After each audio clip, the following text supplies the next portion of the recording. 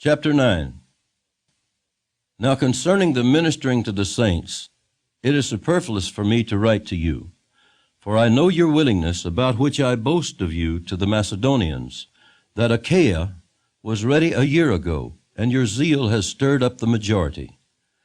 Yet I have sent the brethren, lest our boasting of you should be in vain in this respect, that, as I said, you may be ready. Lest if some Macedonians come with me and find you unprepared, we, not to mention you, should be ashamed of this confident boasting. Therefore I thought it necessary to exhort the brethren to go to you ahead of time, and prepare your generous gift beforehand, which you had previously promised, that it may be ready as a matter of generosity, and not as a grudging obligation. But this I say, he who sows sparingly will also reap sparingly, and he who sows bountifully will also reap bountifully. So let each one give as he purposes in his heart, not grudgingly or of necessity, for God loves a cheerful giver.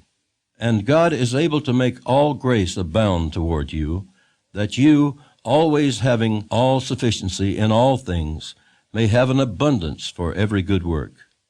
As it is written, He has dispersed abroad, He has given to the poor, His righteousness endures forever.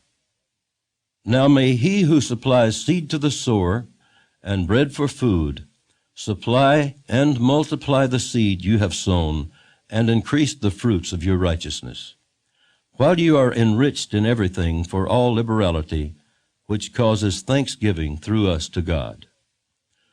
For the administration of this service not only supplies the needs of the saints, but also is abounding through many thanksgivings to God, while through the proof of this ministry they glorify God for the obedience of your confession to the gospel of Christ, and for your liberal sharing with them and all men, and by their prayer for you, who long for you because of the exceeding grace of God in you.